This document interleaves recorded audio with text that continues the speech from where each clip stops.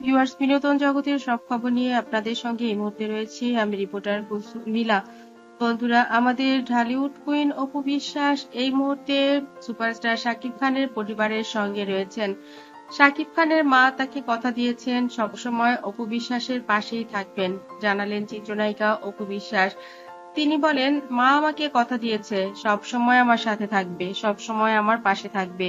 এর চাইতে বড় আর কি কথা থাকতে পারে? জীবনে বেঁচে থাকার জন্য মায়ের আশীর্বাদের চাইতে বড় কিছু দরকার নেই। আমি নিজে আর্ন করতে পারি, নিজেকে চালাতে পারি। অনেকগুলো পরিবার এখন আমি চালাচ্ছি। আমার ব্যবসা প্রতিষ্ঠান, আমার ক্যাফে, বুটিক এবং বিজনেস সব মিলিয়ে অনেকগুলো পরিবারই আমি চালাচ্ছি। কিন্তু নিজের মাথার উপরে যখন কে আছে চিন্তা করি, তখন দেখি মায়ের হাত আছে, বাবার ভালোবাসা আছে, জয় আছে, জয়ের বাবা আছে। আর তো কিছুর প্রয়োজন নেই। জীবনে আর কি দরকার? এতটুকু থাকলেই আমি অনেক খুশি, অনেক হ্যাপি, অনেক দূর যেতে পারবো। তবে আমার ইচ্ছে একটাই, ছেলেটার জন্য ভালো কিছু করে যাওয়া। আশা করি জয় যদি ডাক্তার হতে পারে। টাকা আছে কিনা, পয়সা আছে কিনা সেটা নিয়ে ভাবার কিছু নেই। ও নিজেই অনেক মানুষকে সেবা করতে পারবে, অনেক মানুষকে অনেক কিছুই দিতে পারবে। যে যাই বলুক, বর্তমানে অনেকেই অনেক কথা বলছে আমাকে নিয়ে, অনেকের সন্তানকে নিয়ে। আমি সেসবে কান দিচ্ছি না, কারণ আমারও কিছুর প্রতি সেভাবে লোভ নেই। কারণ নিজে অনেক বছর কাজ করেছি। টাকা কি জিনিস সেটা যদি লোভ করতাম, এতগুলো সিনেমা, ৭৫টা সিনেমা করেছি।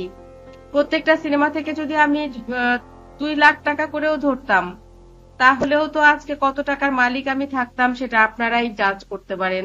সুতরাং কোনো কিছুর প্রতি আমার কোনো লোভ নেই।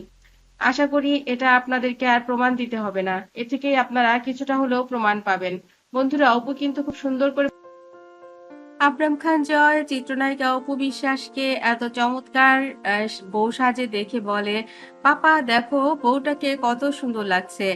আমার তো অনেক বেশি পছন্দ হয়েছে। তোমার কি এই বউটা অনেক বেশি পছন্দ হয়েছে? এই বউটাকে একটা লাল শাড়ি কিনে দিও। লাল শাড়িতে বউটাকে দেখতে আরো অনেক বেশি সুন্দর লাগবে। এই কথা শুনে শাকিব খান হেসে দেন এবং বলেন, বাবা, তুমি তোমার মমকে এত ভালো করে খেয়াল করো।